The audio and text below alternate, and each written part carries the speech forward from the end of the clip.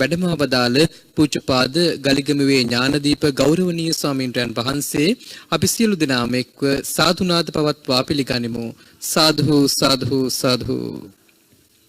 සජීවී සූත්‍ර ධර්ම දේශනාවේ අද දිනේ දායකත්වයෙන් කටයුතු කරන්නේ මොරටුව උයන පාරේ අංක 52න් 4න් බී නිවසේ පදිංචි අනුමා සොයිසා මහත්මිය ප්‍රධාන යසෝමා ප්‍රනාන්දු අයෝමා බිරසේකර මල්කාන්ති කුමර පෙරුම ඇතුළු සදැහැති පින්වත් පිරිස විසින් එසේනම් සජීවී සූත්‍ර ධර්ම දේශනාව ආරම්භ කිරීමට ප්‍රථමයෙන් ලෞතර මාමෑණී බුදුරජාණන් වහන්සේට මල් වට්ටිය පූජා කිරීමටත් දේශකයන්න් වහන්සේට දහත් වට්ටිය පිළිගන්වා ධර්ම දේශනාවට ආරාධනා කර ලෙසට දායක සුපින්වත් පිරිසට ආරාධනා කර සිටින අතර ඒ අතරතුර කලාකරුවන් විසින් හේවිසි වාදනය සිදු කරනවා ඇති.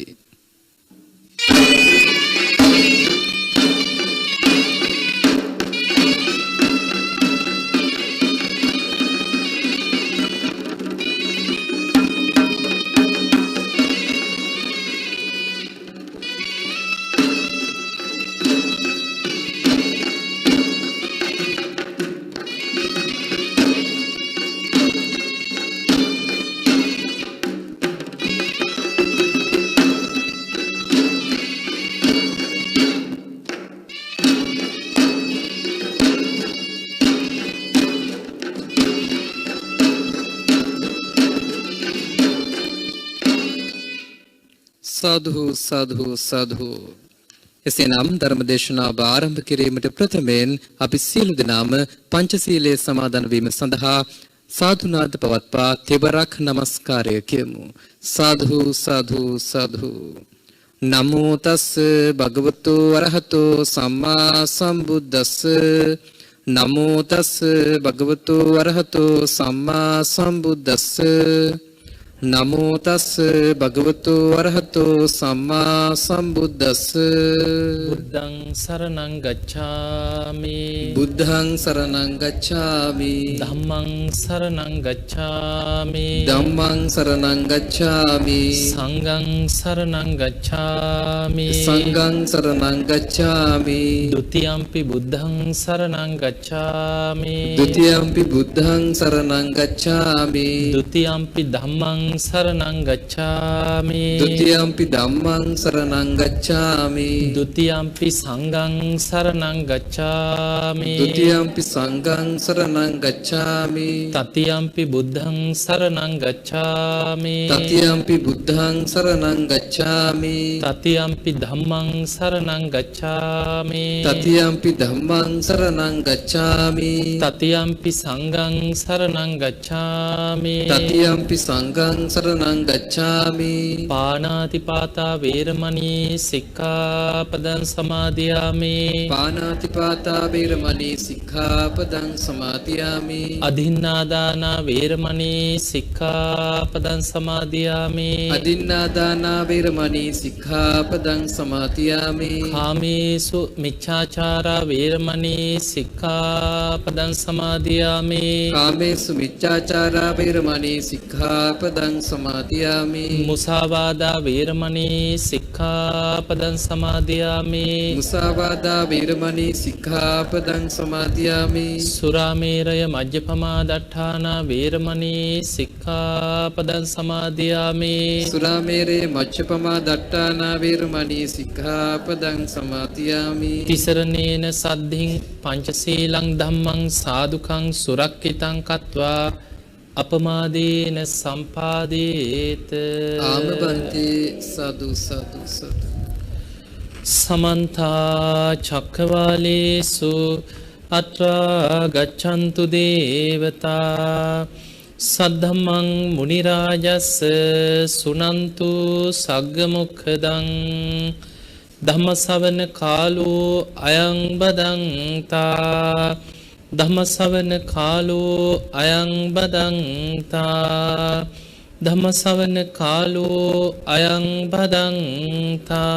සදු සදු සදු.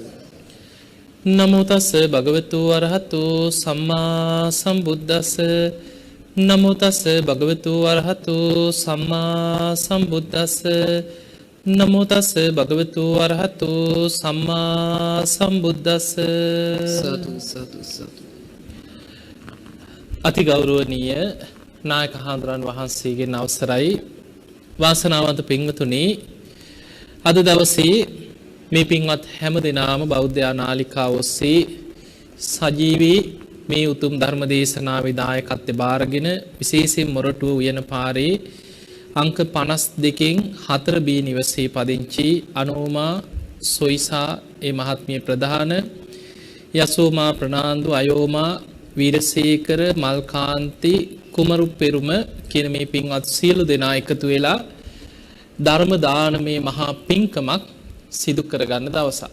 ඉතින් ඒනම නම් ඔබ හැම දෙනාමත් ධර්ම ශ්‍රවණය කරන ලක්වාසී ලෝවාසී හැම දෙනාටමත් මේ උතුම් ධර්ම ශ්‍රවණයත් නිවන් අවබෝධයේ පිණිසම නිවන් දොරටුවක් බවට පත් වේවා කියලා අපි මුලින්ම ආශිර්වාද කරනවා. පින්තුනි අද මේ සූත්‍ර ධර්ම දේශනාවට සජීවී දේශනාවට මාතෘකා වෙන්නේ අපදාන පාළියේ මහරහතන් වහන්සේ නමකගේ ජීවිත කතාව. ඉතින් අපි ගැන කතා කරමු. ඊටා පුංචි කොටසක් තියෙන්නේ බුදුරජාණන් වහන්සේගේ බුද්ධ ශාසනය තුල මහරහතන් වහන්සේලා ගත්තහම මේ බුද්ධ ශාසනයේ ප්‍රධානම දෙනම තමයි සරියුත් මුගලන් අග්‍ර ශ්‍රාවකයන් වහන්සේලා. උන්වහන්සේලා අසංකේයකුත් කල්ප ලක්ෂයක් පාරමී පුරාගෙන එන පිරිසක්. එතකොට අගසව් තනතුරක් ලැබීම පිණිස අසංකේයකුත් කල්ප ලක්ෂයක් සසර පින් කරගෙන පාරමී පුරාගෙන එනවා අග්‍ර ශ්‍රාවක තනතුරු ලබන. 80 මහා ශ්‍රාවකයන් වහන්සේලා අගසව් දෙනම ළඟට ඊළඟට ඉන්නේ 80 මහා ශ්‍රාවකයෝ. ඒ අය කල්ප ලක්ෂයේ බැගින් සසර පින් කරන්න ඕන කියන 80 මහා ශ්‍රාවක ඒ තනතුරු ලබන. එතකොට සසරේ කල්ප ලක්ෂයක් පින් කරගෙන ආපු මහා පින්වන්ත ශ්‍රාවකයෝ තමයි 80 මහා ශ්‍රාවකයෝ හැටියට පහළ වෙන්නේ.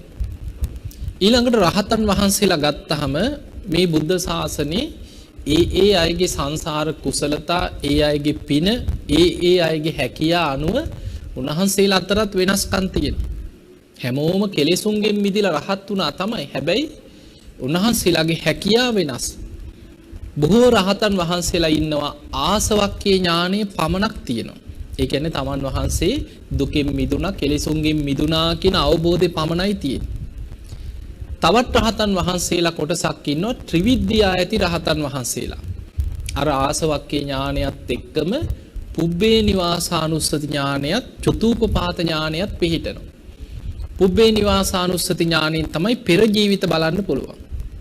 ආපස්සට තමන් ගත කරගෙන ආපු සංසාර ජීවිත පෙර ජීවිත දකින නුවණ පුබ්බේ නිවාසානුස්සති ඥානය. චතුූපපාත ඥානය කියන්නේ කෙනෙක් මැරුණාට පස්සේ උපදින ආකාරය දකින නුවණ. දැන් අපිට වර්තමානයේ වෛද්‍යවරයෙක් වේවා කොච්චර විද්‍යාව තාක්ෂණයේ මොනවා දියුණු වුණත් කෙනෙක් මැරුණාට පස්සේ එයාගේ විඥානේ චුත වෙලා උපත කරා යන හැටි දකින්න පුළුවන්ද? කාටවත් බෑ. අද වෛද්‍යවරයෙක් පවා කෙනෙක් මැරුණා කියලා තේරුම් ගන්න එක්ක නාඩි අල්ලලා බලයි. හදවත නතර වෙලා. නාඩි වැටෙන්නේ නැහැ, හුස්ම වැටෙන්නේ නැහැ. ඊළඟට ඔය වගේ ලක්ෂණ ටිකක් ඔස්සේ එයා මැරිලා කියලා නිගමනය කරනවා. හැබැයි අපිට එයාගේ මානසික ලෝකයේ පංච උපාදානස්කන්ධේ චුත වෙන හැටි, කර්මානුරූපී උපත කරා යන හැටි දකින්න බෑ. ඒක දකින්න නුවණ තමයි චතුූපපාත ඥානෙ. අන්න රහතන් වහන්සේලාට පිහිටනවා ත්‍රිවිද්‍යා ඇති අයට පිහිටනවා මේ චතුූපපාත ඥානෙ. එතකොට ත්‍රිවිද්‍යා කියන්නේ පුබ්බේ නිවාසානුස්සති ඥානෙ, චතුූපපාත ඥානෙ, ආසවක්ඛ්‍ය ඥානෙ කියන මේ ඥානයන් තුනත් එක්කම රහත් වෙච්ච අය.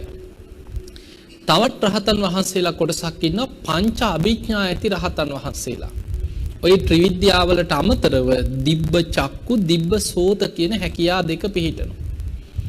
දිබ්බ චක්කු කියන්නේ දැන් අපේ ඇහැට පේන්නේ මේ ඇහැට පේන දුර සීමාවක් පරාසයක් තුල තියෙන ඒවා විතරයි. දැන් ඔබට මෙතන ඉඳන් ඔබේ ගෙදර වෙන දේ දකින්න බෑ.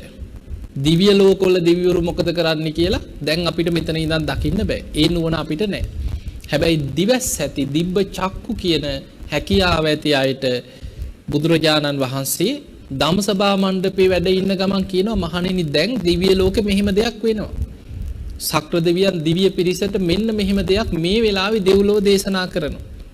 එතකොට බුදුරජාණන් වහන්සේ ගන්ධ කුටියේ වැඩ හිටියත් දෙව්ලොව වෙන දේවල්, බඹලොව වෙන දේවල්, තවත් ඈත ආරණ්‍යක වෙන දේවල් බුදුරජාණන් වහන්සේ බලනවා කෝ මොග්ගල්ලාට දැන් මොකද කරන්නේ? ගන්ධ කුටියේ ඉඳන් දිවසින් බලනවා. කෝ දැන් සාරිපුත්තයන් වහන්සේ මොකද කරන්නේ? බුදු ඇසින් බලනවා. ඒ හැකියාව දුර ඕනෑම දෙයක් මේ ළඟ දකිනා වගේ දැකීමේ නුවණ, දිවස් නුවණ දිබ්බ චක්කු කියනවා.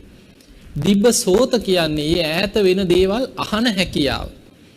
ඈත රහතන් වහන්සේලා දෙනවක් ධර්ම සාකච්ඡාවක් කරනවා. බුදුරජාණන් වහන්සේ ගන්ධ කුටියේ ඉඳන් දිව්‍ය කණින් අහගෙන ඉන්නවා. එතකොට අපිට පේනවා ඒ වගේ දෙවියන් කතා වෙන ඒවා, බ්‍රහ්ම ලෝකේ බ්‍රහ්ම දීවරු කතා වෙන දේවල් බුදුරජාණන් වහන්සේට ඕන තැනක ඉඳන් අහන්න පුළුවන්. ඒ හැකියාව ශ්‍රාවකයන් අතරත් පංච අභිඥා ඇති රහතන් වහන්සේලාට පිහිටන. එතකොට ඔය විදිහට දිබ්බ චක්කු දිබ්බ සෝත කියන හැකියා දෙකක් පුබ්බේ නිවාසානුස්සති චුතූපපාත ආසවක්කේ කියන ඥානයන් ටිකත් එක්ක එකතු වුනහම පංච අභිඥා ඇති රහතන් වහන්සේලා හිටියා. ඊට අමතරව මේ ශාසනය තුල ඉන්නවා ෂඩාභිඥා ඇති රහතන් වහන්සේලා.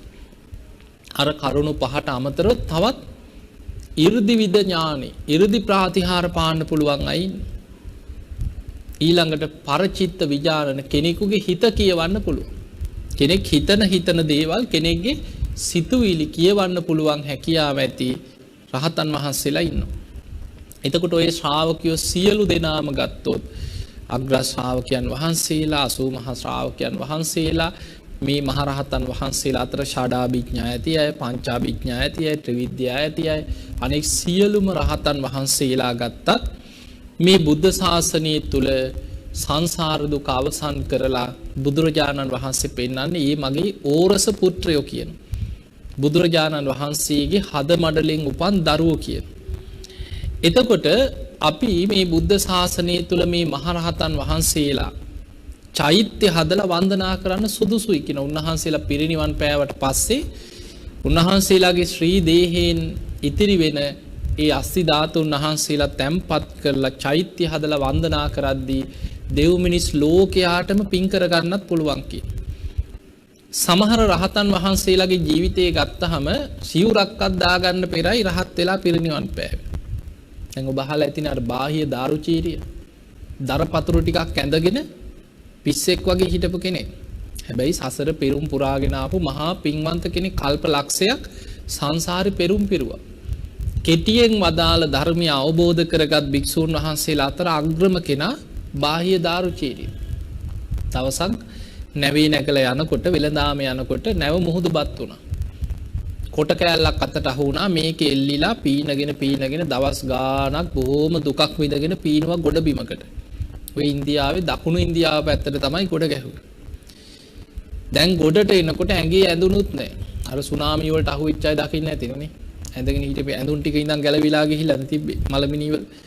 ඒ වගේ යන්තම් ජීවිතේ බේරුණා. හැබැයි ගොඩ බිමකට පීනගෙන එනකොට ඇඳුනුත් ගැලවිලා ගිහිල්ලා. කැලියක් ඇතුළට ගියා.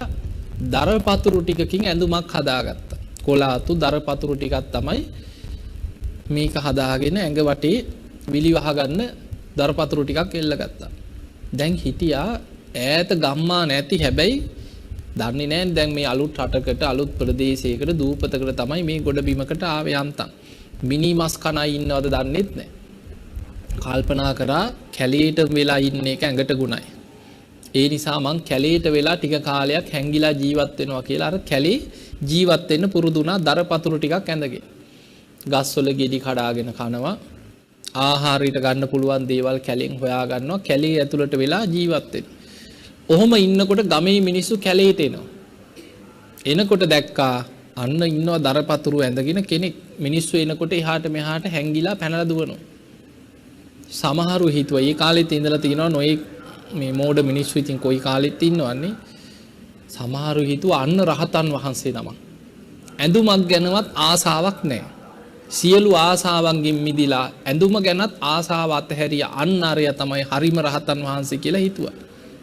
එහෙම හිතලා මිනිස්සු දානි හදාගෙන එනවා දැන්. යමල් අපි දානයක් පූජා කරගෙන පින් කරගන්න කියලා දැන් අර දරපතුරු ඇඳගෙන කෙස් රැවුල් වවාගෙන කැලේකට වෙලා හැංගිලා ඉන්න මිනිස්සෙක් මේ. ඇවිල්ලා දානි භාජන අරගෙන ඇවිල්ලා ඈතින් තියලා සාදු කියලා වැඳලා මිනිස්සු හැංගෙනවා. මිනිස්සු යනකන් ඉඳලා අර ආහාර භාජන ටික අරගෙන ගිහිල්ලා කනවා. කාලා ඒවා තියලා ගිහිල්ලා හැංගෙනවා. දැන් මිනිස්සු ওই විදිහට දානි අරගෙන එනවා ගම්මාන වලින් බෙදිලා කට්ටිය. ඈත ඉඳන් මිනිස්සු වඳිනවා. මිනිස්සු දැන් කියනවා අන්න රහතන් වහන්සේ කියලා අර බාහ්‍ය දාරුචීරියට කියනවා දරපතුරු ඇදගෙන ඉන්න කෙනාට. ඔහොම යනකොට දවසක් දාරුචීරියට හිතුණා ඇත්තටම මං රහත්ද දන්නේ නැහැ. මිනිස්සු මට කියන්නේ මේ රහත් කියලා. මේ මෙහෙම දානි පූජා කරනවා සාදු කියනවා වඳිනවා හැමෝම කියනවා මට රහත් කියලා. ඒ නිසා මං රහත්ද දන්නේ නැහැ කියලා දාරුචීරිය හිතුවා. ඒ සිතුවිල්ල එනකොටම පෙර කාශ්‍යප බුද්ධ ශාසනයේ පැවිදි වෙලා හිටපු කෙනෙක් මේ. එකට භාවනා කරලා බඹලව ඉපදිච්ච බ්‍රහ්ම දේවතාවෙක් හිටියා. මේ දේවතාව බැලුවා කෝ මගේ කල්යාණ මිත්‍රයෝ ඒ කාලේ අපි එකට මනුස්ස ලෝකේ භාවනා කරපු අය අතර කෝ අනිත් අය කියලා බැලුවා. බලනකොට මෙන්න එක්කෙනෙක් දෙව්ලොවින් මනුලොවට ඇවිල්ලා දැන් කැලේකට වෙලා දරපතුරු ටිකක් ඇඳගෙන කෙස් රැවුල් වවාගෙන ඉන්නවා. රහත් නොවි රහත් වුණා කියලා දෘෂ්ටියක් අරගෙන කැලේකට වෙලා ඉන්නවා. ඔහුට මම පිහිට වෙන්න ඕන කියලා දේවතාවා පෙනී හිටියා බාහ්‍ය දාරුචීරිය ඉදිරියේ. හැබැයි සසර පින තිබ්බා. අර දේවතාව පෙනී හිටියට පස්සේ ඇහුවා ඔබ කවුද? එතකොට කිව්වා මම ඔබේ පෙර සසරේ කල්යාණ මිත්‍රයෙක් කිව්වා. අපි එකට පෙර භාවනා කරපු අය. මම ඔබට පිහිට වෙන්නයි කිව්වා මේ ආවේ. ඔබ රහතන් වහන්සේ නමක් නෙමෙයි කිව්වා. ඔබ රහත් වෙන මාර්ගයක්වත් දන්න කෙනෙක් නෙමෙයි. මිනිස්සු රවට්ටන්න එපා කිව්ව බොරුවට කැලේට වෙලා. වෙන කෙනෙක් නම් බනිනවනේ. හැබැයි දාරුචීරියට පෙර පින තිබ්බ නිසා ඒ වෙලාවෙම වැඳගෙන දන ගහගත්තා. අනේ ඔබ මට පිහිට වෙන්න කිව්වා. ඇත්තටම රහතන් වහන්සේලා දැන් ලෝකේ ඉන්නවද ඇහුවා. ඒ රහත් වෙන මාර්ගය කියලා දෙන උත්තමය ලෝකේ දැන් වැඩ ඉන්නවද ඇහුවා. එතකොට අර දේවතාවා කියනවා බාහිය රහතන් වහන්සේලා විතරක් නෙමෙයි ඒ රහත් වෙන මාර්ගයේ පෙන්වන ලෝතුරා බුදුරජාණන් වහන්සේත් දැන් ලෝකේ පහළ වෙලා වැඩ ඉන්නවා. උන්වහන්සේ වැඩ ඉන්නේ සවැත් නුවර කියව. ජේතවනාරාමේ. හැබැයි ඔබ ඉන්න පළාතේ ඉඳන් බොහෝ දුරක් ඈත මේ රටේමයි කිව්වා. එහෙම කියලා අතුරුදහන් වුණා ඉච්චරයි. බාහියට බුදු කෙනෙක් පහළ වෙලා සවැත් නුවර කියලා නගරයක වැඩ ඉන්නවා කියලා ඇහුවා විතරයි උන් හිටි තැන් අමතක වුණා සතුට පෙර සසර පින. දුවගෙන ගියා ගම්මානයකට. දරපතුරු ඇඳගෙනම දුවගෙන ගියා ඇහුවා මිනිස්සුන්ගෙන් අනේ සවැත් නුවරට යන පාර පෙන්වන්න කියලා. මිනිස්සු කිව්වා මොන පිස්සුද කොහේ යන්නද? යොදුන් 100 ගාණක් ඈතයි කිව්වා මෙහෙ ඉඳන්නම්. මෙන්න මේ පැත්තෙන් ගිහිල්ලා යා ගන්න පුළුවන් කිව්වා. දුවන්න පටන් ගත්තා. ඒ පැත්තට දුවගෙන යනවා. ගිහිල්ලා රෑ වෙනකොට කොහේ හරි ගහක් යට හරි නිදා ගන්න. උදේ පාන්දර මගදී හම්බෙන අයගෙන් අහනවා සවැත් නුවරට යනවා නම් කොයි පැත්තෙන්ද යන්න තියෙන්නේ. කොහොම දුවනවා. මාස ගාණක් තිස්සේ අද ওই දකුණු ඉන්දියාවට ගිහිල්ලා කෝච්චිය යනවා නේද දඹදිව යන්න. කිලෝමීටර් 2500ක් විතර දවස් එකමාරක් විතර කෝච්චිය යන්නේ මිනිස්සු. ඉස්සර දඹදිව ගියත් මිනිස්සු එහෙමයි. අපේ ඉස්සර බලන්න ඔබේ ඔය ආච්චිලා සීයලා අම්මලා තාත්තලා නැවෙන් ගියේ දකුණු ඉන්දියාවට ගිහිල්ලා කෝච්චි පෙට්ටියක් අරගෙන. ඒකට නැගලා ඒක අමුණ ගන්නවා ඔන්න බුද්ධ ගයා පැත්තට යන කෝච්චියකට. ඊළඟට ඒක ගෙනහිලා ස්ටේෂන් එකේදී ගලවලා අයිනකට තල්ලු කරගෙන එතනින් කරත් එක නැගලා යනවා බුද්ධ ගයාව වඳින්න. එහෙම වැඳලා ඇවිල්ලා අර කෝච්චි පෙට්ටිය උයාගෙන කාලා බරණැසට යන කෝච්චියකට පෙට්ටිය අමුණ ගන්නවා. ඔහොම තමයි ඉස්සර මිනිස්සු දඹදිව ගිහිල්ලා තියෙන්නේ. එතකොට බාහිය ඔය වගේ විශාල දුරක් ඉන්දියාවේ උඩට යනකම්ම දුවගෙන ගියා මාස ගාණක් යන්නේ නැති. දවසක් උදේ පාන්දර භික්ෂුන් වහන්සේලා මිදුලාම දිනකොට කෙස් රැවුල් වවාගෙන දරපතුරු ඇඳගෙන පිස්සෙක් වගේ මිනිස්සේ දුවගෙන ආව ජේතවනේට. ඇවිල්ලා ඇහුවා කෝ බුදුරජාන් වහන්සේ මට ඉක්මනට පෙන්නන්න කියලා බුදුහාමුදුර කොහෙද ඉන්නේ කියලා ඇහුවා. භික්ෂුන් වහන්සේලා බැලුවා ඔබ කවුද? මම බාහිය කිව්වා. මට ඉක්මනට බුදුරජාන් වහන්සේ බලන්න ඕන කිව්වා. එතකොට කිව්වා චුට්ටක් ඉවසලා ඉන්න තථාගතයන් වහන්සේ පිණ්ඩපාතේ වැඩම කරලා. පොඩ්ඩක් මෙහෙන් වාඩි වෙලා ඉවසලා ඉන්න කිව්වා උන්වහන්සේ වඩිනකම්. ඉවසන්න බෑ. එහෙම පැන්න එළියට දීව නගරෙට. දුවලා පාරක් ගානි සවැත් නුවර හොයා දුවනවා බුදුරජාන් වහන්සේ හොයා දුවනවා. එහෙම දුවනකොට දැක්කා එක පාරක බුදුරජාන් වහන්සේ පිණ්ඩපාතේ වඩිනවා. ඈතදීම දැක්ක ගමන් අඳුනගත් අරණං ඒකාන්තේම බුදුරජාන් වහන්සේම තමයි කියලා දුවගෙන ගිහිල්ලා මහා පාරේ මිනිස්සු යන පාරයිනේ මහා පාරෙම දන ගහගත්තා. අනේ ස්වාමීනි මට ඉක්මනට බණ ටිකක් කියන්න කිව්වා. ඔන්න බලන්න කලබලයි. මේ බණ කියන වෙලාවක්ද? පිණ්ඩපාතේ කරන වෙලාව. බුදුරජාන් වහන්සේ වදාලා බාහිය තථාගතයන් වහන්සේ මේ පිණ්ඩපාතේ වඩින වෙලාව පාත්‍රය අතේ මේ බණ කියන වෙලාව නෙමෙයි චුට්ටක් ඉවසලා ඉන්න කියෝ. එතකොට බාහිය කියනවා අනේ ස්වාමීනි ඔබ වහන්සේට අනතුරක් වෙයිද කවුද දන්නේ? මගේ ජීවිතේට අනතුරක් වෙයිද කවුද දන්නේ? මොකද බාහියට බුදුහාඳුර ගැන දැනුමක් නැහැනේ තාම. සද්ධාව විතරනේ. බුදු ගුණ ගැන උන්වහන්සේගේ ජීවිතය ගැන දන්නේ. ඒ නිසා කියනවා අනේ ඔබ වහන්සේට අනතුරක් වෙයිද කවුද දන්නේ? මගේ ජීවිතේට අනතුරක් වෙයිද කවුද දන්නේ? මට ඉක්මනට බණ ටිකක් කියන්න කිව්වා. බුදුරජාණන් වහන්සේ දෙවනි වතාවෙත් කියනවා බාහිය චුට්ටක් ඉවසලා ඉන්න. මේ පිණ්ඩපාතේ වඩින වෙලාව. තුන්වෙනි පාරත් කියනවා අනේ ස්වාමීනි ඔබ වහන්සේ නම් කියයි ඔබ වහන්සේ නිවන් අවබෝධ කරගෙන දුකින් මිදිච්ච කෙනෙක්ලු. හැබැයි මං තාම කෙලෙස් සහිත කෙනෙක්. ඒ නිසා නේ මට ඉක්මනට බණ ටිකක් කියන්න කිව්වා. බුදුරජාණන් වහන්සේ බැලුවා මොකද මේ මරු විකලෙන් වගේ අනේ ඉක්මනට බණ ටිකක් කියන්න මට අනතුරක් වෙයිද කවුද දන්නේ? බුදුරජාණන් වහන්සේ බුදු ඇසින් බැලුවා. බලනකොට උන්වහන්සේ දැක්ක ජීවත් වෙන්න තියෙන්නේ තව ඊටාම සුළු කාලයයි. පෙර සසර කරපු අකුසලයකට වෛර බැඳගත්ත යක්ෂණියක් පස්සෙන් එනවා පලිගන්න. එතකොට බලන්න රහත් වෙන්න පින තිබ්බත් සංසාර අකුසලයකට යක්ෂණියක් එනවා පලිගන්න. හැබැයි ඊට පෙර නිවන් දකින්නත් පින තියෙනවා. බුදුරජාණන් වහන්සේ මහා පාරෙම පාත්‍රය අතේ තියාගෙන මේ බණ කියන තැනක්ද? නෑ. කෙටියෙන් හකුලවලා දහම් දෙසුවා බාහිය එහෙනම් මෙන්න මේක අහගන්න. දිත්තේ දිත්ත මත්තම් භවිස්සති. එහෙන් යමක් දැක්කොත් දැක්කා විතරයි කියලා එතනම ඇහැට එන රූප කෙලෙස් සහිත රූපවල නිමිති සටහන් ගන්න නැතුව එතනම විදර්ශනා කළ අතහරින්න කියනවා. සුතේ සුතමත්තම් භවිස්සති. යමක් ඇහුනොත් ඇහුණා විතරයි. මුතේ මුතමත්තම් භවිස්සති. යමක් දැනුනොත් දැනුණා විතරයි. නාසයට ගඳ සුවඳ දැනෙනවා, දිවට රස දැනෙනවා, කයට පහස දැනෙනවා. දැනෙන දේවල් දැනීම මාත්‍රෙම අතහරින්න කියනවා. ඒ ගැන හිත හිත අකුසල් පුරෝ කෙලෙස් උපද්දවන්න එපා. එතනම අතහරින්න කියනවා. විඥානේ විඥානමත්තම් භවිස්සති. යමක් හිතුනොත් සිතුවිල්ලෙන්ම අතහරින්න කියනවා. ඒ ගැන කෙලෙස් උපද්දව යන්න එපා කියනවා.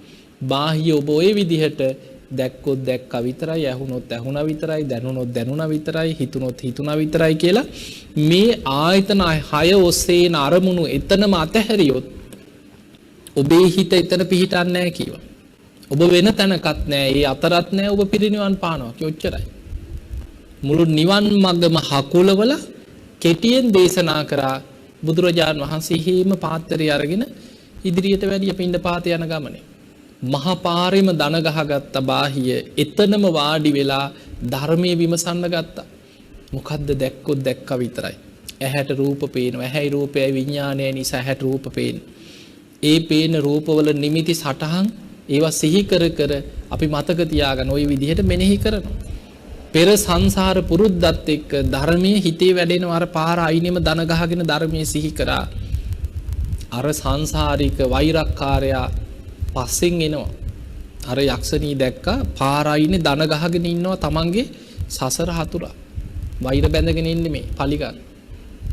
ආවා එනකොටම දැන් අමනුස්සයෙකුට ආපු ගමන් කෙලින්ම ගහන්න පුළුවන්. සියුම් ශරීරයක් ඇති කෙනෙක්. එතන හිටියා කියනවා එළදෙනා. එළදෙනට ආවේශ වෙලා ඇන්න. ඒකේ තියෙන්නේ යක්ෂණියක් එළදෙනට ආවේශ වෙලා අනිනවා. එළදෙනක් කනගෙන ගියා. හේම මහ පාර අයිනෙම මැරිලා වැටුණා. හැබැයි උන්වහන්සේගේ හිත කෙලෙසුන්ගෙන් මිදෙනවත් එක්කමයි එළදෙන අනින්නේ. රහත් වෙනකොටම එළදෙන යන එතනම පිරිනිවන් පෑවා. මහා පාර අයිනෙම මැරිලා වැටුණා. දැන් කට්ටිය දන්නේ නැහැ මේ රහතන් වහන්සේ නමක්ද කවුද රහත් වුණාද? ඕවා මිනිස්සු දන්නේ නැහැ. මිනිස්සු දැක්කේ මොකද්ද? අන්න කවුද? පිස්සෙක් වගේ කෙස් රැවුල් වවාගත්ත කෙනෙක් දරපතුරු ඇඳගෙන හිටියේ. දුවගෙන ඇවිල්ලා බුදුරජාණන් වහන්සේක පාරායිනේ දන ගහගෙන වැඳගෙන හිටියා. අන්න ඉලදෙනෙක් ඇනලා පාරායිනේ මැරිලා වැටිලා ඉන්නවා. දැන් ওই කතාව එදා හවස ධම්සභා මණ්ඩපේ බුදුරජාණන් වහන්සේ වඩිනකොට භික්ෂුන් වහන්සේලාට ආරංචි වෙලා ඔය ගැන කතා වෙවි හිටියා. බුදුරජාණන් වහන්සේ ධම්සභා මණ්ඩපේට වැඩම කරපු ගමන් ඇහුවා මහණෙනි තථාගතයන් වහන්සේ වඩින්න පෙර මොනවා ගැනද මේ පිරිස කතා කර කර හිටියේ කවුරු ගැනද කියලා ඇහුවා. කතා වෙවි හිටියේ. එතකොට කිව්වා ස්වාමීනි භාග්‍යතුන් වහන්සේ වඩින්න පෙර අපි කතා කර කර හිටියේ වෙන කවුරුත් ගැන නෙමෙයි. අද උදේ පාන්දර කෙනෙක් දුවගෙන ආවා කිව්වා කෙස් රැවුල් වවාගත්ත දරපතුරු ඇඳගත්ත අමුතු ජාතිය කෙනෙක්. බුදුරජාන් වහන්සේ ඉන්නවද කියලා කලබලෙන් වගේ ආවා. තථාගතයන් වහන්සේ පිණ්ඩපාතේ වැඩියා කීවට පස්සේ නගරි පැත්තට දීවා කිව්වා. අන්න ස්වාමීනි පණවිඩයක් ආවා. ඒ පුද්ගලයා එළදෙනෙක් කැනලා පාර අයිනේ මැරිලා ඉන්නවලු. කවුද ඒ කියලා ඇහුවා.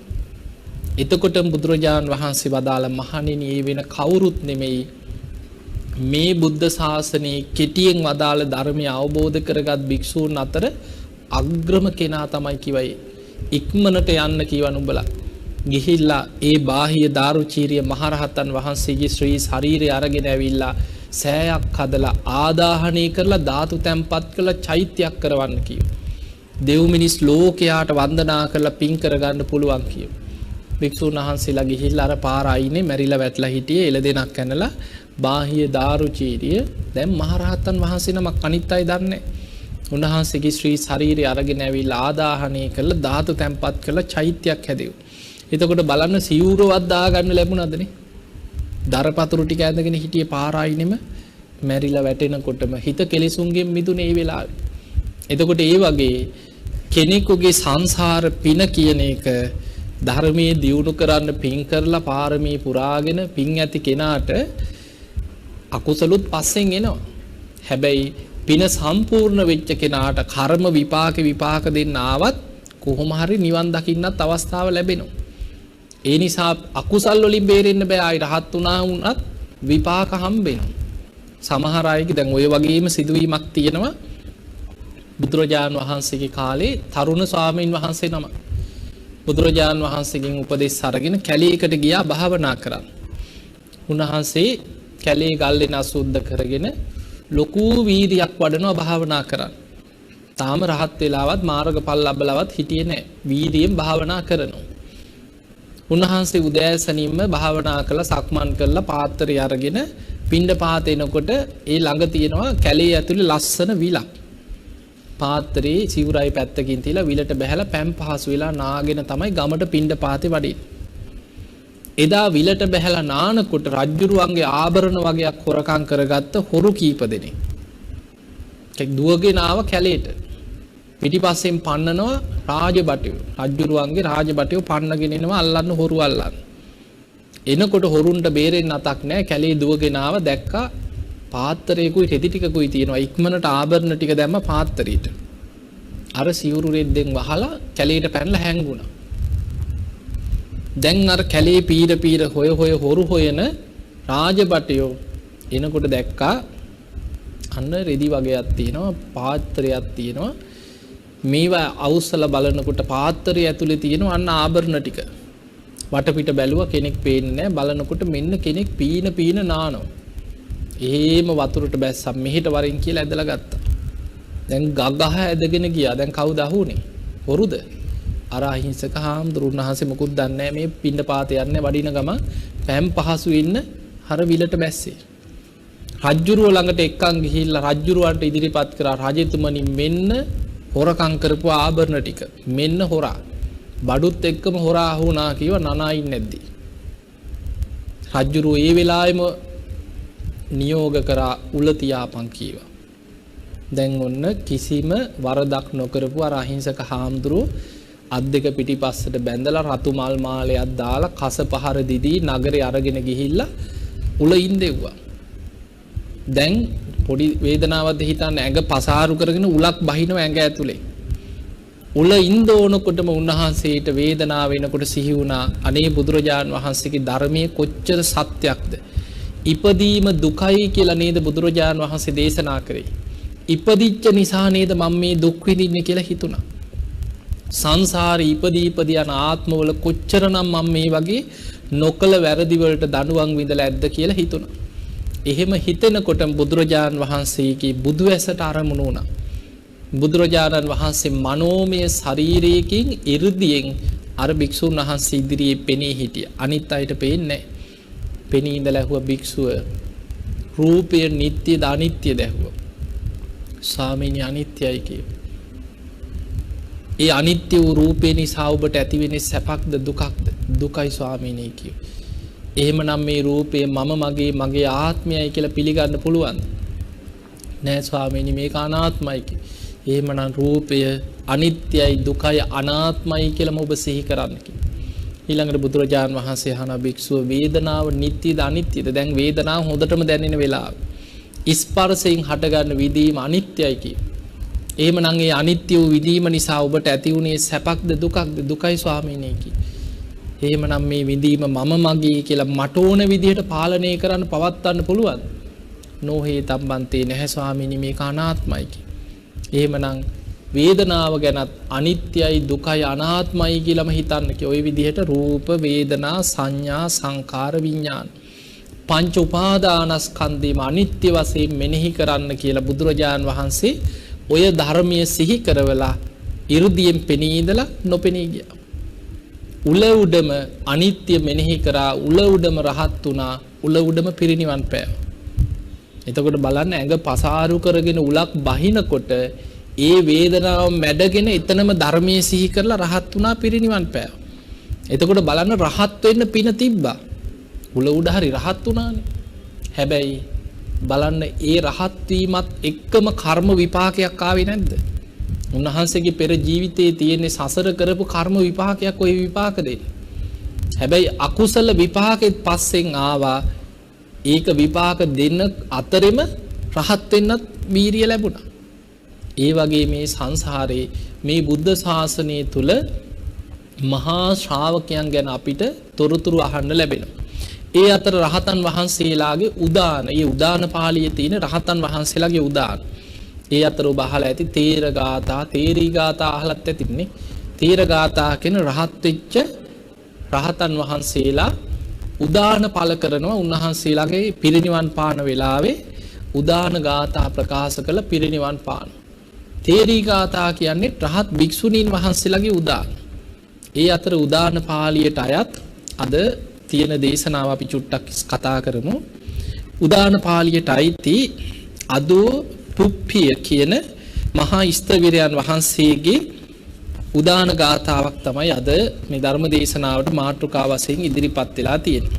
මේකේ සඳහන් වෙන්නේ සිකී බුදුරජාණන් වහන්සේගේ කාලේ අභිභූ කියන බොහෝම බල සම්පන්න අග්‍ර ශ්‍රාවකයන් වහන්සේ නමක් වැඩ හිටියා කියලා. සිකී බුදුහාමුදුරුවෝ පහළ වුණේ කොයි කාලෙද? මීට කල්ප 30කට වගේ කලින්. මීට කල්ප 90කට කලින් පහළ වෙන විපස්සී කියලා බුදුහාමුදුරුවෝ කියනවා. ඊට පස්සේ කල්ප 60ක් බුද්ධ ශූන්‍යයි. ඊට පස්සේ පහළ වුණා සිකී වෙස්සබූ කියලා බුදවරු දෙනම. අන්නේ බුදුරජාන් වහන්සේලා දෙනම එකම කල්පේ පහළ වෙන්නේ. ඒ අතර මුලින් පහළ වෙච්ච බුදුරජාන් වහන්සේ තමයි සිකී බුදුරජාන් වහන්සේ. මේ සිකී බුදුරජාන් වහන්සේට අභිභූ කියලා අග්‍ර ශ්‍රාවකයන් වහන්සේ නමක් වැඩ හිටියා. උන්වහන්සේ බොහෝම 이르දි බල සම්පන්න රහතන් වහන්සේ නමක්. උන්වහන්සේ කියන දේශනාවල තියෙනවා, තවත් දේශන කීපයක් තියෙනවා.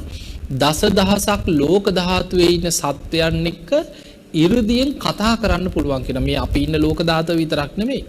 පිටසක්වල දසදහසක් ලෝක ධාතුවේ ඉන්න සත්වයන් එක්ක 이르දියෙන් කතා කරන්න පුළුවන් කියනවා. අභිභූ කියන අග්‍ර ශ්‍රාවකයන් වහන්සේට. ඒක තියෙන ලෝක ධාතු විඤ්ඤාපන කියන සූත්‍රේ. එතකොට මේ දේශනාවේ තියෙනවා දවසක් සිකී බුදුරජාන් වහන්සේගේ අග්‍ර ශ්‍රාවක වෙච්ච මහා බල සම්පන්න අභිභූ කියන අග්‍ර ශ්‍රාවකයන් වහන්සේ අහසින් වැඩම කරලා හිමාල කඳු මුදුනේ එක්තරා පර්වතයක් පාමුල සමාපත්තියට සමවැදිලා භාවනා කර කර වැඩ හිටියා කියන. එදා මේ මහා කැලේ ඉෂිවරයන් වහන්සේ නමක් හැටියටයි කියනවා මම හිටියේ. ඒ කියන්නේ මේ රහතන් වහන්සේ තමන්ගේ අතීත ගැන කියන. එදා මම ඒ මහා වනාන්තරයේ හිමාල වනාන්තරයේ ඉෂිවරයෙක් හැටියට ධ්‍යාන උපදවාගෙන කැලේ මම භාවනා කර කර හිටියා. මට අරමුණු වුණා කියනවා සිකී බුදුරජාණන් වහන්සේගේ අභිභූ කියන මහා අග්‍ර ශ්‍රාවකයන් වහන්සේ මේ වනාන්තරයට වැඩියා කියලා මට අරමුණු වුණා.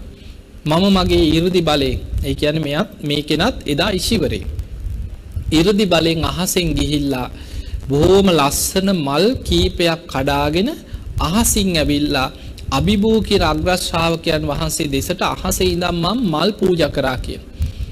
එතකොට මේ ඊශිවරයන් වහන්සේදා අහසේ ඉඳන් අභිභූ කියන අග්‍ර ශ්‍රාවකයන් වහන්සේට අහසින් පහළට වැටෙන විදියට අහසේ ඉඳන් මල් පහළට පූජා කරා කියන.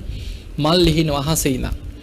එහෙම මල් ලිහිනකොට අභිභූ කියන අග්‍ර ශ්‍රාවකයන් වහන්සේ අහස දිහා බලනකොට මම එදා ඒ පින කරන ආකාරය උන්වහන්සේ දැකලා සාදුකාරයකුත් දුන්නා කියලා. එදා මේ වෙලාවේ ඒ පින සිහි කර කර මම අහසින්ම ගිහිල්ලා මගේ කුටියේ වාඩි වෙලා මම භාවනා කරලා ටිකක් කැලේ ඇතුළට ගිහිල්ලා භාවනා කරන්න වාඩි වෙනකොට එදා මට මේ වගේ අනතුරක් වුණා කියන. ඒ තමයි කැලේ ඒ ගහක් ළඟ හිටිය විශාල පිඹුරෙක් මාව වෙලා ගත්තා කියන. ඒ පිඹුර වෙලාගෙන ඒ හේතුවෙන් මම මරණයටපත් වුණා. හැබැයි ඒ මරණයටපත් වෙනකොටත් මට එදා සිහි වුණේ මම අභිභූ කියන අග්‍ර ශ්‍රාවකයන් වහන්සේට අහසේ ඉඳන් මල් ඉසිමින් මල් පූජා කරපු පින කියන.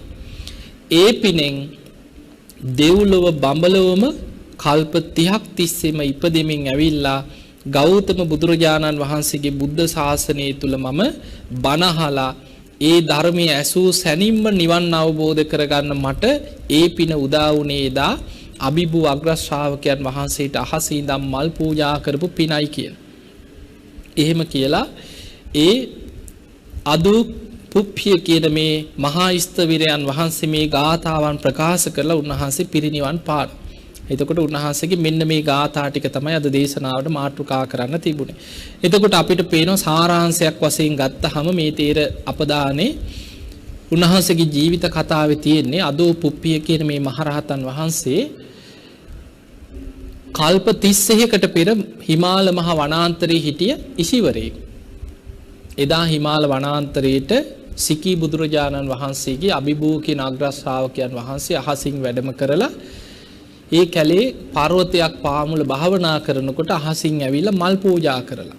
එතකොට මේ මල් පූජා කරලා මල් ලිහලා අහසින්ම ගිහිල්ලා මේ ඉසිවරයා මොකද කරේ? තමන්ගේ කුටියටත් ගිහිල්ලා ටිකක් භාවනා කරලා කුටියෙන් එළියට ඇවිල්ලා කැලේ ගහක් යට ඉඳ ගන්නකොට විශාල පිඹුරෙකුට අහු වෙලා. පිඹුරා මොකද කරේ? මේ ඉසිවරයා වෙලාගෙන සම්පූර්ණයෙන්ම උන්වහන්සේගේ ජීවිතේ විනාශ වෙන විදිහ අනතුරකට පිඹුරට ගොදුරු වුණා. හැබැයි ඒ වෙලාවෙත් සිහි වුණේ අර මහරහතන් වහන්සේට අහසින් මල් පූජා කරපු පින කියන.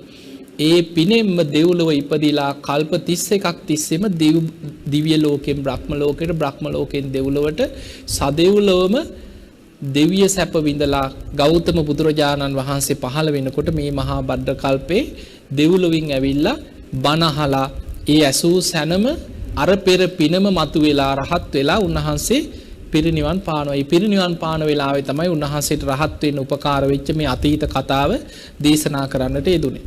එතකොට අපිට පේනවා මේ සසර කරන පින නිවන් අවබෝධයට මතුවෙනවා. අපිට පින් තියෙන්න ඕන, නිවන් දකින්නත් පින තියෙන්න ඕන. දැන් බලන්න ඔබ දන්නවා බුදුරජාණන් වහන්සේ මහා කරුණා සමාපත්තියට සමවදිනවනේ. උදෑසන 12 කෝටි ලක්ෂ වාරයක් මහා කරුණා සමාපත්තියට සමවදිනවා කියන. ගන්ධ කුටියේ ඉඳන් දසදහසක් ලෝක ධාතුවට බුදු ඇස විහිදවනවා. අද දවසේ කවුද බණහලා නිවන් අවබෝධ කරන්න පින තියෙන්නේ කියලා බුදු ඇසින් බලනවා. හවස් වරුවේ 12 කෝටි ලක්ෂ වාරයක් මහා කරුණා සමාපත්තියට සමවැදිලා බුදු ඇසින් බලනවා. අද හවස් වරුවේ රාත්‍රී කාලේ දෙවියන් අතරින් බ්‍රහ්මයන් අතරින් කවුද නිවන් දකින්නේ? මනුස්ස ලෝකේ කවුද නිවන් දකින්නේ කියලා බුදු ඇසින් බලනවා. එතකොට බලන්න කවුද නිවන් දකින්නේ? නිවන් අවබෝධයට පින තියෙන්නේ කාටද කියලා බලනකොට සසර පින් කරපු අය තමයි බුදු ඇසට යොමු වෙන්නේ. සමහර වෙලාවට යොදුන් ගණන් පාත්‍රය අරන් වඩිනවා එක්කෙනෙක් දෙන්නෙක් හොයාගෙන. දැන් ඔබ හිතන්න මෙහෙම බුදුරජාණන් වහන්සේ ධම්සභා මණ්ඩපේ දහම් දෙසුවානේ. බණහන්න ආපු බණහපු හැමෝම නිවන් දැක්කද? නෑ. බුදුරජාණන් වහන්සේ ධම්සභා මණ්ඩපේ වැඩ ඉඳලත් බුදු ඇසින් බලනවා කවුද අද මේ පිරිස අතරින් නිවන් අවබෝධ කරන පින්වන්තම කෙනා?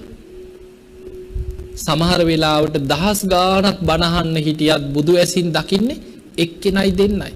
අන්නේ අය අරමුණු කරගෙන ඉදා ධර්ම දේශනාව කරන්නේ. දේශනාව අවසන් වෙනකොට අර පින් ඇති කෙනා නිවන් දකිනවා. ඒ නිසා අපේ ජීවිතවල නිවන අරමුණු කරගෙන පින් කරන්න. ධර්ම අවබෝධයට පින තියෙන්න ඕන. හැබැයි අපි පින් කරන්න ඕනේ සසර සැප සම්පත් අරමුණු කරගෙන නෙමෙයි. නිවන අරමුණු කරගෙන. ඒකට දේශනාව කියන්නේ නිස්සරණ අභ්‍යාසයෙන් පින් කරන්න කියලා. නිවනම අරමුණු කරන්න. එතකොට ඒක පාරමිතාවක් බවට පත් වෙනවා. නිවන් අවබෝධයේ අංගයක් බවට පත් වෙනවා. ධර්ම අවබෝධයේ පාරමිතාවක් බවට පත් වෙනවා. දානයක් දුන්නත්, සිල් රැක්කත්, බණ ඇහුවත්, අනුන්ට උදව් උපකාරයක් කරත්, ධාතුන් වහන්සේලා වන්දනා කරත්, චෛත්‍යයක් වන්දනා කරත්, අටපිරිකරක් පූජා කරත්, ජීවිතේ කරන හැම පිනකම සිහි කරන්න මේ රැස් කරගත්ත පින මට නිවන් අවබෝධයටම පාරමිතාවක් වේවා කියලා නිවන ප්‍රාර්ථනා කරන්න. අන්න එතකොට ඒ පින ධර්මාවබෝධයේ අංගයක් හැටියට බලවත් වෙනවා. නිවන් අවබෝධයට අපිව සසරේ අරගෙන යනවා. අන්න ඒ නිසා නිවන අරමුණු කරගෙන පින් කරන්න ඕනේ. ඒකට ධර්මයේ කියන්නේ නිස්සරණ අභ්‍යාසයෙන් පින් කරන. අන්නේ පින තමයි අපිට ධර්මාවබෝධයට බලවත් වෙන්නේ. සමහර වෙලාවට බුදුරජාණන් වහන්සේ එක්කෙනෙක් දෙන්නෙක් වෙනුවෙන් යොදුන් ගණන් වඩිනවා. කෙනෙකුට හිතෙන්න පුළුවන් ඇයි බුදුරජාණන් වහන්සේ යා ළඟට වැඩියේ? හරිනම් ඒ අය එන්නේ පෑ බුදුහාමුදුරුවෝ හොයාගෙන. එහෙමනේ අපි හිතන්නේ නේ. හැබැයි බුදුරජාණන් වහන්සේ පාත්‍රය අරගෙන යොදුන් ගණන් එක්කෙනෙක් හොයාගෙන යනවා. ඒ අනකොට සමහර වෙලාවට ඒ අය පිළිගන්නෙත් නැහැ. බුදුරජාණන් වහන්සේට නිඳා කරන අයත් ඉන්නවා, බණින අයත් ඉන්නවා. ඒත් බුදුරජාණන් වහන්සේ කොහොම හරි ඒ කෙනා দমনය කළ ධර්මාවබෝධයට හික්මවන. ඇයි එයා සසර පින් කරපු කෙනෙක්. අන්න ඒ නිසායි බුදුරජාණන් වහන්සේ අය හොයාගෙන යන්නේ.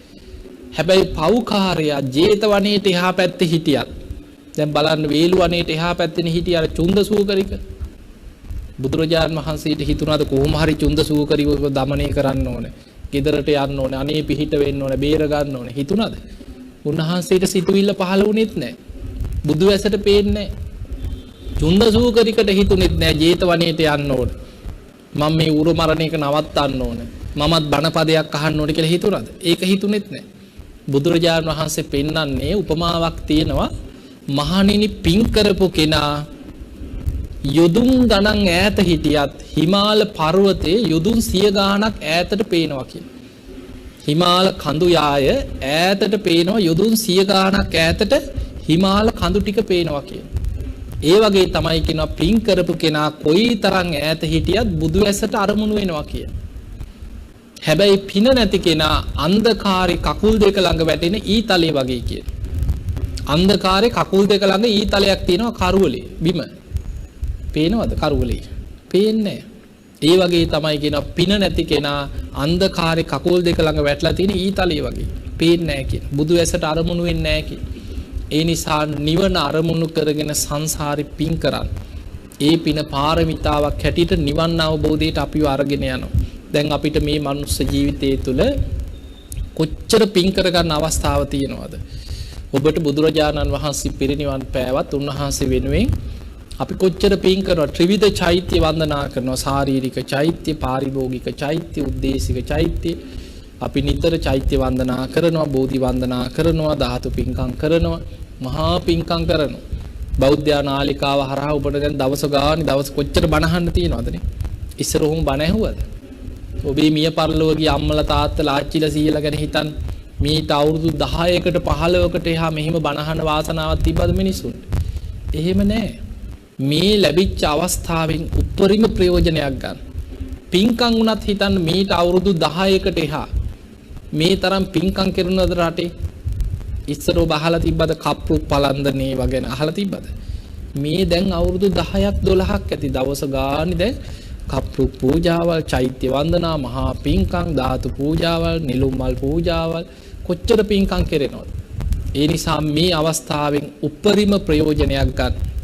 ඒ වගේම අපි සිහිපත් කරනවා බෞද්ධ නාලිකාව ඔස්සේ විශේෂ පින්කමක් මේ පෙබරවාරි මාසේ පෙබරවාරි 18 19 20 කියන දින තුනේ හොරණ සීල ස්වරණ ගිලම් භික්ෂු මධ්‍යස්ථාන පුණ්‍ය භූමියේ අපි සර්වඥ ධාතුන් වහන්සේලා, සර්වඥ කේශ ධාතුන් වහන්සේලාත්, ඒ වගේම බක්කුල මහරහතන් වහන්සේගේ මහරහත් ධාතුන් වහන්සේලාත් සදහැවතුන්ට දින 3ක් වන්දනා කරන්න සියසින් දැක බලා ගන්න වාසනාව ලැබලා දෙනවා. අපි අපේ පුණ්‍ය භූමිය මත බක්කුල මහා සෑය නමින් චෛත්‍යයක් ඉදි කරන වෙසක් මාසය ආරම්භ කරන්නේ. මේ වෙනකොට චෛත්‍ය මළුවේ කටයුතු ආරම්භ කරලා තියෙනවා. ඉතින් ඒ චෛත්‍යය තැන්පත් කරන ඒ ධාතුන් වහන්සේලා පෙබරවාරි 18 19 20 සෙනසුරාදා ඉරිදා සමුදා කියන දින 3 තුල සදහැවතුන්ට වන්දනා කරන්න අවස්ථාව ලැබලා දෙනවා. පෙබරවාරි 21 මගේ උපන්දිනයේ දෙන දවසේ දවස පුරාම අපි ලේ දන් දීමේ පින්කමක්, ඇස් කණ්ණාඩි බෙදලා දෙන පින්කම් මාලාවක්, රෝද පුටු කිහිලිකරු බෙදලා දෙන පින්කම් මාලාවක් ආදී විශාල පින්කම් මාලාවක් 21 පවත්වනවා.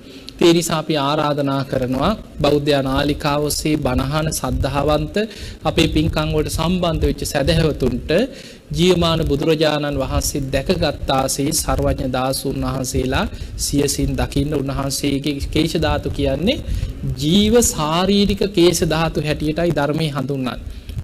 දැන් අස්ති ධාතුන් වහන්සේලා ලැබෙන්නේ බුදුරජාණන් වහන්සේ පිරිනිවන් පෑවට පස්සේ ශ්‍රී දේහය ආදාහණයෙන් පස්සේ තමයි අස්ති ධාතුන් වහන්සේලා ලැබෙන්නේ.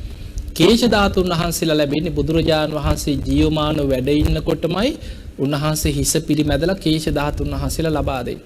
ඒ නිසා ඒ කේශ ධාතුන් වහන්සේලා ජීව ශාරීරික කේශ ධාතුන් වහන්සේලා කිය. බොහොම බල සම්පන්න. මේ කේශ ධාතුන් වහන්සේලා අස්ති ධාතුන් වහන්සේලා මේ බුද්ධ ශාසනයේ වැඩ සිටිය නිරෝගී භික්ෂූන් අතර අග්‍රම මහරහතන් වහන්සේ තමයි අවුරුදු 160ක් වැඩ සිටියා බක්කුල මහරහතන් වහන්සේ. උන්වහන්සේගේ මහරහත් ධාතුන් වහන්සේලාත් ඔබට සියසින් දැකගෙන වන්දනා කරගන්න මේ පෙබරවාරි මාසේ 18 19 20 දින 3 සුදු අතින් සැරසිලා සුවඳ මල් අරගෙන හොරණ දික්හේනපුර සීල ස්වරණ ගිලම් භික්ෂු මධ්‍යස්ථාන පුණ්‍ය භූමියට පැමිණෙන්න කියලා අපි ඔබට ආරාධනා සිහිපත් කරනවා. ඉතින් එහෙමනම් පින්වතුනි අද මේ ධර්ම දේශනාවෙන් ධර්මානුශාසනාවෙන් අපි රැස් කරගත්ත සියලු පින සියලු දෙවියන්ට අනුමෝදන් කරමු. දෙවියෝ සාදුකාර දෙදී මේ පින් අනුමෝදන් වෙත්වා. දෙවියන්ගේ දිව්‍ය ආශීර්වාද වර්ධනය කරගෙන සියලු දෙවියෝ තුම් නිවනටම පත් වේවා කියලා සාදු කියලා දෙවියන්ට පින් දෙමු. ඒ වගේම අද මේ උතුම් ධර්ම දේශනාවෙන් රැස් කරගත්ත සියලු පින අද මේ පින්වතුන්ගේ විහාරස්ථානයේ පූජනීය නායක හාමුදුරන් වහන්සේ නමක් වැඩම කරා. පූජනීය නායක හාමුදුරන් වහන්සේට ධර්ම ශ්‍රවණය කර ලක්වාසී ලෝවාසී පූජනීය සියලු විහාරස්ථානවල නායක හාමුදුරන් වහන්සේලාත් පූජනීය දරණාගම කුසල දමනාහිමිපාණන් වහන්සේත් නිදුක් වේවා නිරෝගී වේවා සුවපත් වේවා. උන්වහන්සේලාටත් උතුම් නිවන් අවබෝධයේ පිණිසම මේ සියලු පින් උපකාර වේවා උපනිශ්‍රේ වේවා කියලා අපි ආශිර්වාද ප්‍රාර්ථනා කරනවා. ඒ වගේම අද ධර්ම දේශනාවේ දායකත්වයෙන් බාරගෙන කටයුතු කරන්නේ මොරටුව උයන පාරේ අංක 52කින් 4B නිවසේ පදිංචි අනෝමා සොයිසා මහත්මිය ප්‍රදාන යසෝමා ප්‍රනාන්දු අයෝමා වීරසේකර මල්කාන්ති කුමරු පිරුම කියන මේ පින්වතුන් එකතු වෙලා තමයි අද මේ ධර්ම දේශනාවේ දායකත්වයේ ධර්මයෙන් කටයුතු සිදු කරේ. ඉතින් මේ පින්වතුන්ගේ අරමුණු අතර සඳහන් වෙන විශේෂයෙන් පින් අනුමෝදන් කරන්න මිය පරලෝකීය සංසාරගත සියලු ඥාතීන්ට ඒ අතර මේබල්ද සිල්වා මෑණියන් වසර 11කට පෙර මිය පරලොව ගිය, ඒ වගේම ඒ.එම්.ද සිල්වා පියාණන් වසර 52කට පෙර මිය පරලොව ගිය, ඒ වගේම ශාන්තිලාල්ද සිල්වා සහෝදර වසර 4කට පෙර මිය පරලොව ගිය. ඒ නම් සඳහන් කරපු අය වගේම පරම්පරාගත සංසාරගත සියලු ඥාතීන් ඔබ හැම දිනම කල්පනා කරගන්න. මේ සියලු ඥාතීන් සාදුකාර දිදී මේ පින් අනුමෝදන් වෙත්වා. ඒ අයගේ පරලොව ජීවිත සැපවත් වේවා සුවපත් වේවා වහවහ සසර දුකින් අත මිදේවා කියලා සාදු කියලා පින් දෙන්න. ඒ වගේම දැනට ඇමරිකාවේ, කැනඩාවේ, ඕස්ට්‍රේලියාවේ, ඒ වගේම ඩුබායි කියන රටවල් වල පදිංචිව ඉන්න මේ පින්වතුන්ගේ දූ දරුවන්, ඒ වගේම මුණුබුරු මිනිබිරියන් ඇතුළු ඒ දරුවන්ගේ අධ්‍යාපන කටයුතු සාර්ථක කරගන්න තුනුරුවන්ගේ අනන්ත ආශිර්වාද රැකවරන ඒ දරුවන්ට මුණුබුරන්ට ඒ සියලු දෙනාටම සැලසේවා කියලා ආශිර්වාද ප්‍රාර්ථනා කරනවා. ඒ වගේම ලක්වාසී ලෝවාසී හැම දෙනාටමත් ධර්ම ශ්‍රවණය කරපු සියලු දෙනාටමත් මේ පැමිණිච්ච හැම දෙනාමත් නිදුක් වේවා නිරෝගී වේවා සුවපත් වේවා. ඒ හැම දෙනාටමත් බෞද්ධ කාර්ය මණ්ඩලයේ සියලු දෙනාටමත් ආශිර්වාද කරමින් අනුමා සොයිසා මහත්මියගේ 65 වෙනි උපන්දිනයට සෙත් ප්‍රාර්ථනා කිරීමේ මූලිකම අරමුණ නිමිති කරගෙනයි මේ ධර්ම දේශනාව සිදු කරන්නට යෙදෙන්නේ. තින් එතුමියගේ 65 වෙනි උපන්දිනයේ තුනුරුවන්ගේ ආශිර්වාද රැකවන්නේ දීර්ඝායු සම්පන්නිය උතුම් වූ ධර්මාවබෝධයේ පිණිසම මේ ධර්ම දානමේ පිනත් උපකාර වේවා කියලා ආශිර්වාද ප්‍රාර්ථනා කරනවා. ඉතින් එහෙමනම් ඔබ හැම දිනාමත් නිදුක් වේවා, නිරෝගී වේවා, සුවපත් වේවා, හැම දිනාටම උතුම් ධර්මාවබෝධය ලැබේවා කියලා අපි ආශිර්වාද කරනවා. හොම වැඳ ගන්න අභිවාදන සීලිස්ස නිච්ඡං වද්ධා ප්‍රචායිනෝ චත්තාරෝ ධම්මා වඩ්ඩಂತಿ ආයුවන්නෝ සුඛං බලං ආයුරාෝග්‍ය සම්පatti සග්ග සම්පatti මේවච අතෝ නිබ්බාන සම්පatti මිනාතේ සමිච්ඡතු හැම දිනාටම තෙරුවන් සරණයි. සාදු සාදු සාදු.